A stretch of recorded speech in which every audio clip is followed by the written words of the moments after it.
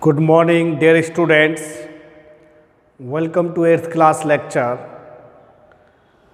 Today we will continue our previous topic, chapter number 1, and we are solving exercise number 1.2.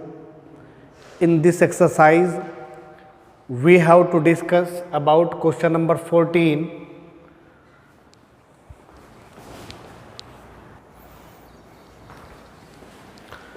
Question number 14 is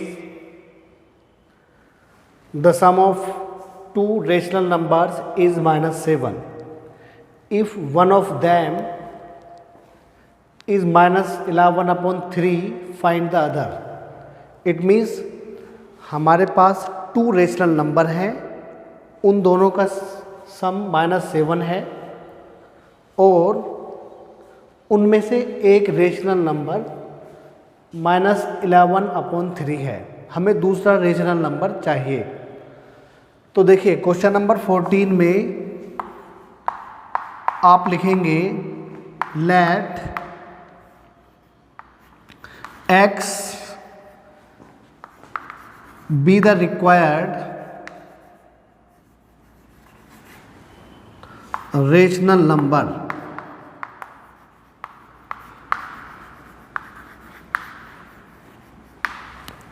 okay. According to question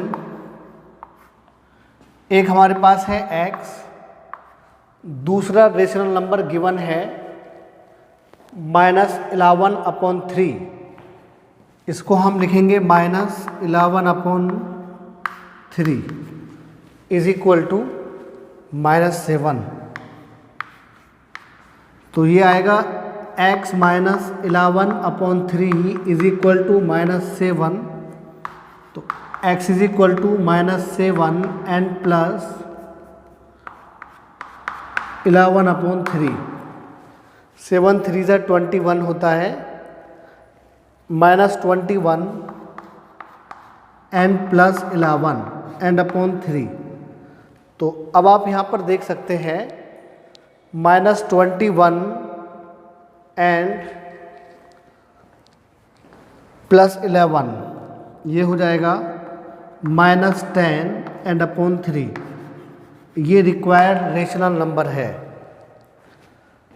अब question number 16 देखिए। Subtract the sum of from the sum of इतना, मतलब इन दोनों rational number से जो सम आएगा उसको subtract करना है इन दोनों रेशनल नंबर के सम में से। इट मीन्स पहले आप ये वाला सम फाइंड कीजिए, फिर ये सम फाइंड कीजिए, इसके बाद इस सम में से ये वाला सम माइनस कर देंगे, रिक्वायर्ड आंसर मिल जाएगा। अब रेशनल नंबर्स की प्रॉपर्टी के अकॉर्डिंग हमें इसमें फिल करना है कि कौन सा रेशनल नंबर यहाँ पर आएगा। अब रेशनल नंबर की प्रॉपर्टी आपको पता है, जैसे कम्यूटेटिव रूल होता है, एसोसिएटिव होता है, एडिटिव, इन्वर्स होता है, इस तरह की जो प्रॉपर्टीज़ थी। अब आप देखिए 5/9 एंड -10/12 एंड प्लस 2/3। देखिए माइनस माइनस प्लस 2/3 यूज़ हो गया, -10/12 यूज़ हो गया। अब क्या यूज़ नहीं हुआ इसमें? इसमें 5/9 यूज़ नहीं हुआ। इसका मतलब ये है कि हम कोई भी दो पहले सब्ट्रैक्ट कर रहे हैं, उसके बाद दूसरा, ऐसे ही यहाँ पर दो सब्ट्रैक्ट हो गए हैं। अब यहाँ पर कौन सा रिमेनिंग है? रिमेनिंग 5/9 है। 5/9 का साइन पॉजिटिव है, तो हम यहाँ पर 5/9 लिख देंगे इस तरह से। तो ये हमारे पास 5/9 प्लस 10/12 एंड -2/3। क्लियर? इस तरह से आप इसको देखिए, -8/15 है प्लस 4/7 है एंड इज इक्वल टू 4/7। 4/7 तो यहाँ पर रिपीट हो गया, बट हमें देखना है कि अब यहाँ पर कितना आएगा।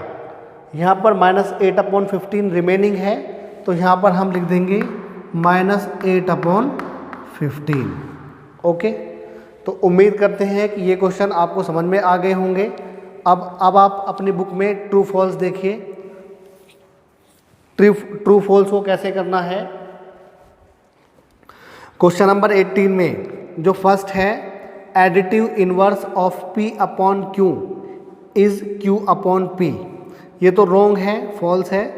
इसका रीज़न ये है कि P अपॉन Q का additive inverse minus P upon Q रहेगा। इसके बाद 1 इज़ द एडिटिव आइडेंटिटी, ये भी रॉन्ग है, 1 एडिटिव आइडेंटिटी नहीं होती है। इसके बाद for adding two rational numbers with unequal denominators first you need to find LCM of their denominators, ये राइट है, क्योंकि जब हम टू रेशनल नंबर्स को सोल्व करते हैं तो उसमें हमें पहले डिनोमिनेटर्स का LCM लेना होता है, तभी हम ऐड कर पाते हैं। इसके बाद फोर्थ पार्ट है, subtraction is basically additional.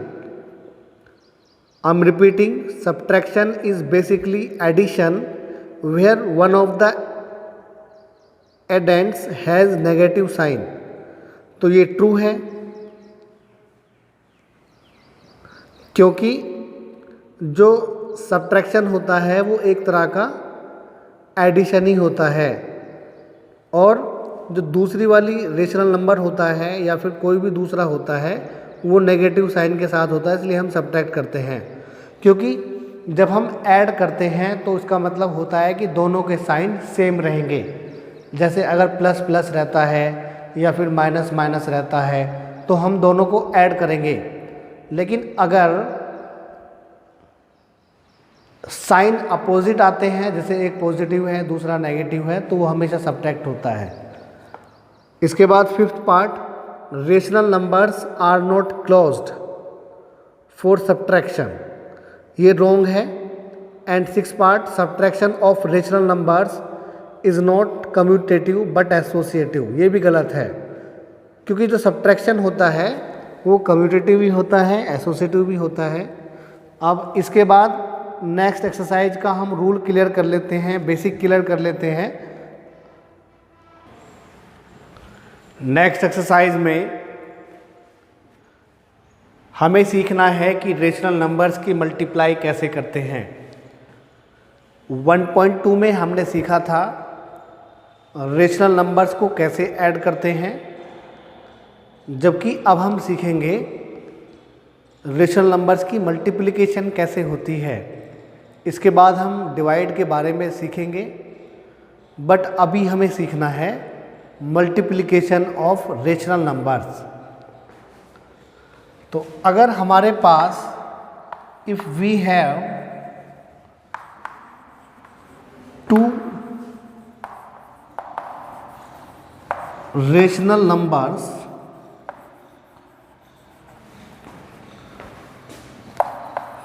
P upon Q and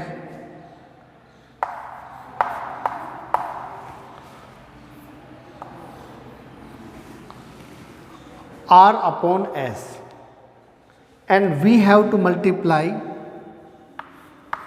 P upon Q by R upon S. Then we will multiply numerator in numerator and denominator in denominator. It means numerator की multiply numerator में होती है, denominator की multiply denominator में होती है। जैसे अगर 2/3 एंड 4/5 ये हमारे पास टू रेशनल नंबर हैं, इनकी मल्टीप्लाई करनी है, तो या फिर हमसे बोला जा सकता है find the product of two rational numbers 2/3 and 4/5। Okay, तो प्रोडक्ट आएगा तब भी हमें मल्टीप्लाई करनी होगी, तो यहाँ पर हम लिखेंगे product of 2/3 and 4/5। Then it will be 2/3 and into 4/5। तो देखिए 2 4 ज़ा 8 एंड 3 5 ज़ा 15। प्रोडक्ट आपको क्लियर हो गई है। न्यूमरेटर की मल्टीप्लाई न्यूमरेटर में करते हैं, डिनोमिनेटर की मल्टीप्लाई डिनोमिनेटर में करते हैं। अब बात करते हैं इसकी प्रॉपर्टीज़ की। इसकी क्लोजर प्रॉपर्टी फॉलो होती है इसमें। ये क्लोजर प्रॉपर्टी क्या होती है, जब हम टू रेशनल नंबर्स की मल्टीप्लाई करते हैं तो जो ऑब्टेनिंग रेशनल नंबर होगा वो भी एक रेशनल नंबर ही होता है। It means if we multiply two rational numbers then we will get a rational number, right. इसके बाद ये कम्यूटेटिव रूल को फॉलो करता है। मल्टीप्लिकेटिव,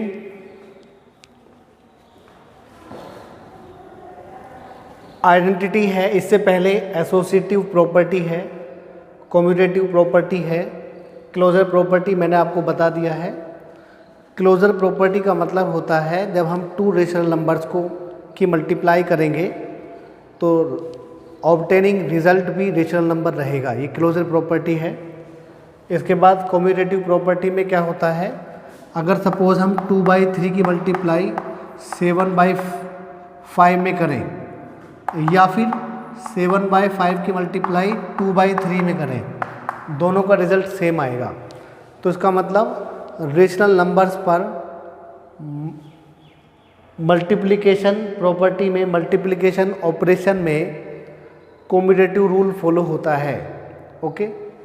इसके बाद एसोसिएटिव प्रॉपर्टी में, एसोसिएटिव का मतलब होता है कि जब हमारे पास 3 रेशनल नंबर रहेंगे तो पहले हम किन्हीं 2 की मल्टीप्लाई करें और बाद में तीसरे की मल्टीप्लाई करें। इसके बाद हम दोबारा से कोई दूसरे 2 रेशनल नंबर की मल्टीप्लाई करें और फिर तीसरे की मल्टीप्लाई करें, दोनों का रिजल्ट सेम आएगा। कैसे, जैसे हमारे पास ये है 2/3 इंटू 3/7 इंटू 4/8। जो रिजल्ट इसका मिलेगा, जैसे 1 2 3 हमारे पास 3 रेशनल नंबर हैं, तो यहाँ पर हमें क्या करना है 4/8 इंटू 2/3 और इंटू 3/7। तो यहाँ पर देखिए इसमें 2/3 पहले था, इसमें 4/8 पहले है। एसोसिएटिव का मतलब होता है कोई सी भी रेशनल नंबर की मल्टीप्लाई आप पहले कर लीजिए, इससे कोई चेंज नहीं आएगा, इसमें कुछ चेंज नहीं होगा, फ़र्क नहीं पड़ेगा, ओके। ये एसोसिएटिव रूल को फॉलो करता है। इसके बाद existence of multiplicative identity. Multiplicative identity का मतलब होता है कोई ऐसा रेशनल नंबर जिसकी किसी भी रेशनल नंबर में मल्टीप्लाई करें, मल्टीप्लाई करने पर रिजल्ट सेम रहे। कैसे, अगर हम बात करें 2/3 इंटू 1, 2/3, अगर हम 1 की मल्टीप्लाई 2/3 में करेंगे तो 2/3 मिलेगा। अगर हम 1 की मल्टीप्लाई 3/4 में करेंगे तो 3/4 मिलेगा। अगर 5/7 की मल्टीप्लाई 1 में करेंगे तो 5/7 मिलेगा। इट मीन्स 1 रेशनल नंबर ऐसा है, अगर हम किसी भी रेशनल नंबर में मल्टीप्लाई करेंगे तो दोबारा से वही रेशनल नंबर मिलता है जिसकी हम मल्टीप्लाई कर रहे हैं 1 में। तो इट मीन्स 1 को हम बोल सकते हैं मल्टीप्लिकेटिव आइडेंटिटी। क्लियर हो गया। अगर कोई आपसे पूछे 1 क्या है या फिर मल्टीप्लिकेटिव आइडेंटिटी क्या है तो आप बताएंगे 1 मल्टीप्लिकेटिव आइडेंटिटी है। इसके बाद existence of multiplicative inverse. Multiplicative inverse का मतलब होता है जब 2 रेशनल नंबर की मल्टीप्लाई 1 हो जाए। जब हम 2 रेशनल नंबर्स की फिर प्रोडक्ट फाइंड करें तो उसकी वैल्यू 1 आ जाए। कैसे, अब जैसे हमारे पास 2/3 है और 3/2 है तो इससे हमें 1 मिलेगा, तो हम इसको बोल सकते हैं कि ये 2/3 का मल्टीप्लिकेटिव इनवर्स 3/2 है। या फिर हम बोल सकते हैं 3/2 का मल्टीप्लिकेटिव इन्वर्स 2/3 है। ये दोनों एक दूसरे के मल्टीप्लिकेटिव इन्वर्स होते हैं। क्लियर हो गया? तो मल्टीप्लिकेटिव इन्वर्स जब कभी भी फाइंड करना होता है, अगर हम फाइंड करना चाहते हैं x का मल्टीप्लिकेटिव इन्वर्स, तो सिर्फ 1 में लिख देंगे multiplicative mi of x will be 1/x। अगर हमसे बोला जाता है 2/3 का मल्टीप्लिकेटिव इन्वर्स बताइए, तो ये हो जाएगा 1/2/3। तो 2/3, और यहाँ पर देखो ये फ्रैक्शन है, जब 1 में फ्रैक्शन होती है तो उनका डिनोमिनेटर और नोमिनेटर चेंज हो जाता है, तो ये 3/2 हो जाएगा। क्लियर? ऐसे ही अगर 4/5 का पता करें, तो जैसे 4/5 है, अब 1 में लिखने की ज़रूरत नहीं है। जब कभी भी फ्रैक्शन 1 में आएगी तो उसका नोमिनेटर डिनोमिनेटर चेंज हो जाएगा। 4/5 का मल्टीप्लिकेटिव इन्वर्स 5/4। 6/7 का आप बताओ? 7/6। यस। 8/5 का 5/8। 6/10 का 10/6। इस तरह से हम मल्टीप्लिकेटिव इन्वर्स निकालते हैं। इसका दूसरा नेम भी है, इसको हम रेसिप्रोकल भी बोलते हैं। अगर हमसे पूछा जाए 1/3 का रेसिप्रोकल कितना होता है, तो हम बताएंगे 3/1। 2/3 का रेसिप्रोकल कितना है? 3/2 का 2/3। क्लियर? तो ये प्रॉपर्टी ऑफ ज़ीरो, ये तो आपको पता ही है कि हम किसी भी रेशनल नंबर में अगर ज़ीरो की मल्टीप्लाई कर देते हैं तो रिज़ल्ट हमें ज़ीरो मिलता है। ये प्रॉपर्टी ऑफ ज़ीरो है। तो उम्मीद करते हैं कि ये बेसिक आपको क्लियर हो गया है। अब हम एक्सरसाइज डिस्कस करेंगे।